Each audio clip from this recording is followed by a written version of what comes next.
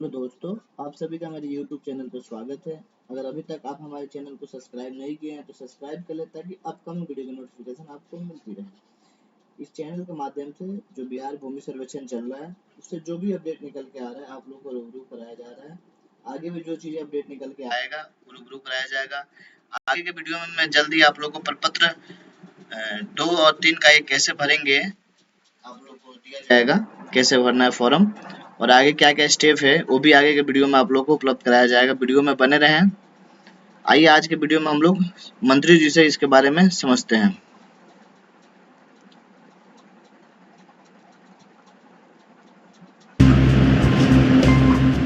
एक साथ पूरे बिहार में स्पेशल सर्वे हम शुरू कर रहे हैं। मैं पूरे बिहार के आम जनता से अपील करता हूं कि ये सर्वे उनके जमीन का, उनके घर का, सभी का भविष्य तय करेगा।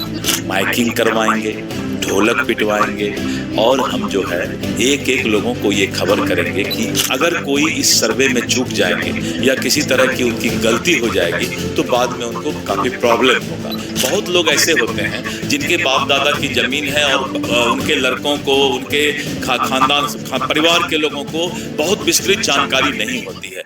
नमस्कार, हमारा नाम है समरीन और आपने देखना शुरू कर दिया है लाइव सिटीज। देखिए 20 अगस्त से बिहार सरकार जमीन सर्वे की शुरुआत करने जा रही है और आपको मालूम है कि इसके लिए 177 वर्गों की सूची भी तैयार कर ली गई है। देखिए लाइव सिटीज भी आपको पल पल की अपडेट दे रहा है। हम आपको बता रहे हैं कि इसके लिए आपको कौन कौन से कागजात बिल्कुल तैयार रखने हैं। देखिए आपको बता दें कि अभी हम लोगों ने राजस्व एवं भूमि सुधार मंत्री दिलीप जायसवाल जी से भी बातचीत की है और जानने की कोशिश की है कि आखिर इसको लेकर सरकार का प्लान ऑफ एक्शन क्या है, कहां से सरकार जमीन सर्वे की शुरुआत करने जा रही है। इसको भी लेकर हमने उनसे प्रश्न किया है, क्या कुछ बता रहे हैं दिलीप जायसवाल जी। सबसे पहले आप उनको सुनिए।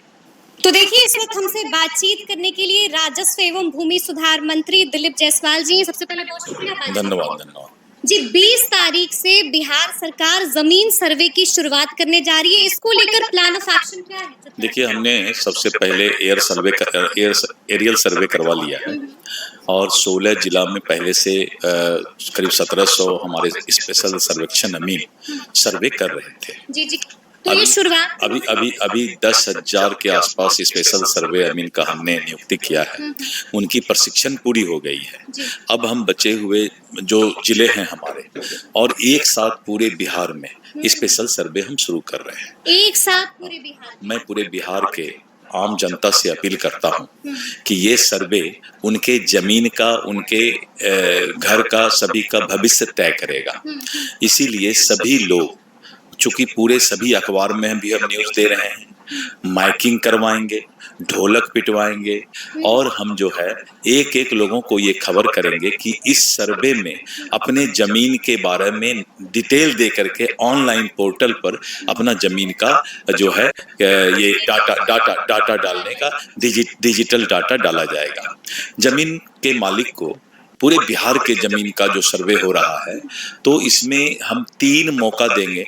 पहला मौका बंदोबस्त पदाधिकारी के पास होगा, दूसरा मौका DCLR के पास होगा और तीसरा एडिशनल कलेक्टर के पास वो अपील कर सकते हैं अगर उनको लगता है कि डिजिटल पोर्टल पर हमारे जमीन का मलकियत या डिटेल गलत डाटा डाला गया है। पूरा उनको सुधार का अपील करने का मौका मिलेगा।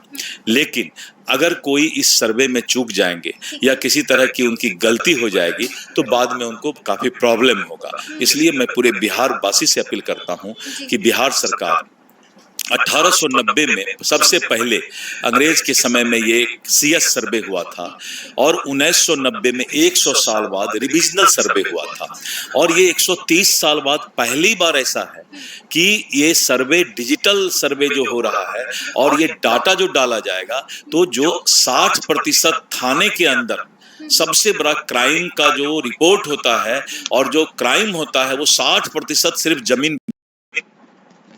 भैया वेलकम। 301 402 क्या करती हो? बिजनेस विवाद को लेकर होता है। भाई का नहीं होता हाँ 37% केस सिविल सूट, जो कि दादा केस करता है तो पोता को जजमेंट मिलता है। लंबी प्रक्रिया जमीन के लड़ाई में है।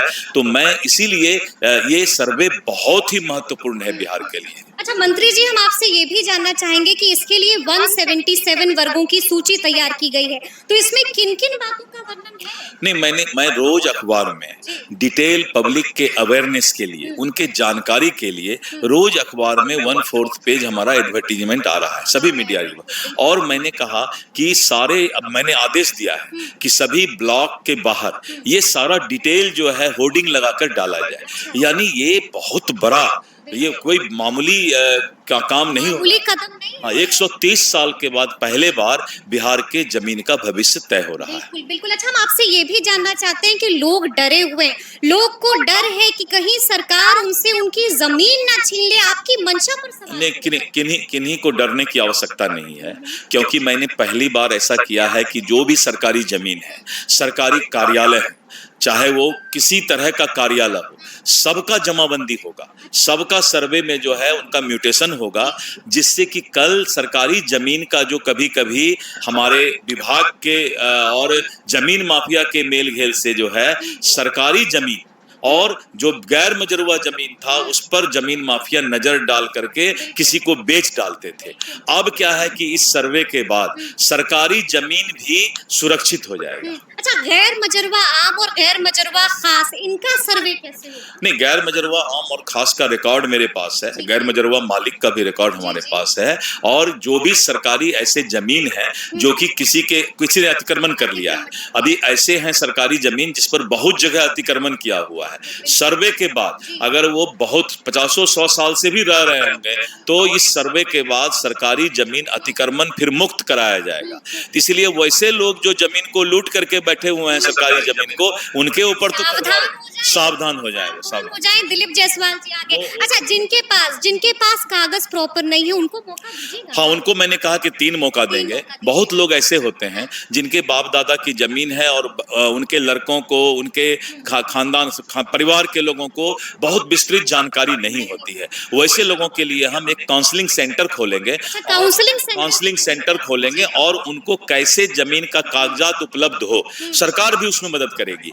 तो उसके लिए एक अलग, आपने सही सुझाव दिया है, इस सुझाव को हमने अपने विभाग में भी रखा है और इसके लिए अलग एक व्यवस्था हम लोग करने जा रहे हैं। अलग व्यवस्था। एक आखिरी सवाल है, कुछ ऐसे लोग हैं जो देश में ही नहीं है, तो क्या जमीन सर्वे के लिए उन्हें आना पड़ेगा? नहीं, उनको आने की जरूरत नहीं है। डिजिटल पोर्टल पर जब होगा तो वो ऑनलाइन जो है अपना देखेंगे कि उनके जमीन का डिटेल डिजिटल सही तरीके से डाला गया है कि नहीं, और वो विदेश में बैठे हुए ही उस पोर्टल पर जो है अपील कर सकते हैं। और अपील करने पर, क्योंकि डिजिटल तो पूरे दुनिया में कहीं भी ऑनलाइन अपील किया जा सकता है, और हम लोग उसको अगर वो विदेशी पोर्टल से भेजेंगे हम लोग उनको प्रायोरिटी देंगे, प्राथमिकता देंगे।